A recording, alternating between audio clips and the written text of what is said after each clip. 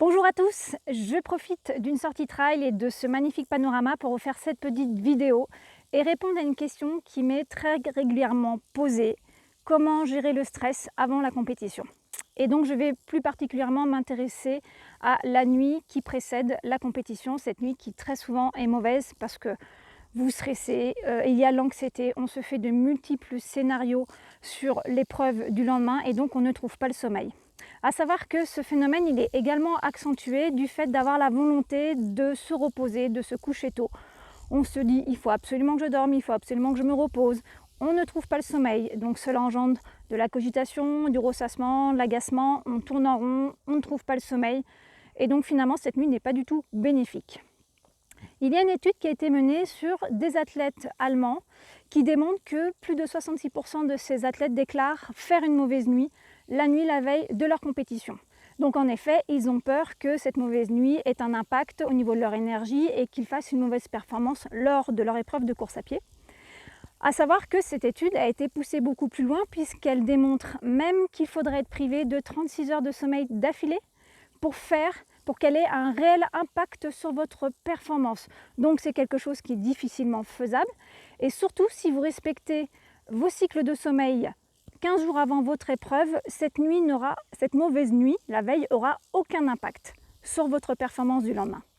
À savoir aussi que même si vous ne dormez pas, votre corps est allongé, votre corps est au repos, donc il récupère. Profitez-en pour lire un bouquin inspirant, profitez-en pour respirer en vous disant bien que de toute manière, votre organisme récupère et se repose et se régénère pour le lendemain. Un dernier détail très important, c'est que de toute manière, ce serait une erreur de compter sur cette nuit d'avant-épreuve pour vous reposer, puisqu'il y a plein de paramètres qui font que cette nuit de toute façon sera mauvaise.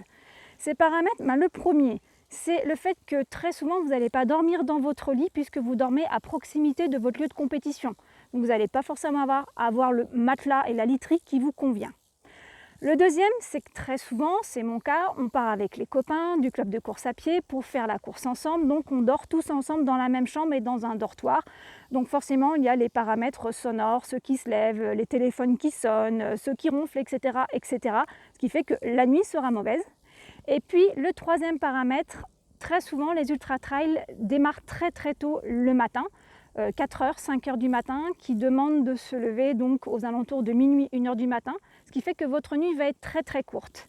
Et en général, c'est difficile de se coucher tôt, c'est difficile, allez, on va se coucher à 20h, alors que ce n'est pas une heure de coucher qui est habituelle. Donc voilà ces paramètres, en plus de celui du stress, qui font que cette nuit ne va pas être bonne. Donc rassurez-vous, dédramatisez. Et puis dernière chose, profitez des 10-15 jours d'avant votre épreuve pour emmagasiner un maximum de sommeil. Faites les provisions. Voilà, comme si vous faisiez vos courses, vous faites la provision de sommeil. Vous essayez de vous coucher une demi-heure, 1 heure plus tôt par rapport à votre horaire habituel. Et puis peut-être essayer de faire des micro-siestes. Une micro-sieste, c'est aux alentours de 20 minutes, maximum 30 minutes, qui permet d'avoir un sommeil régénérateur, récupérateur, sans vous décaler dans vos cycles de sommeil. Voilà pour cette petite vidéo, voilà pour les petits conseils par rapport au stress avant l'épreuve, par rapport au sommeil. Faites l'expérience et surtout préparez-vous bien pour les dernières courses de la saison, du fin d'été, UTMB, Échappée Belle, etc. Et je vous souhaite bon courage et à très vite dans la prochaine vidéo.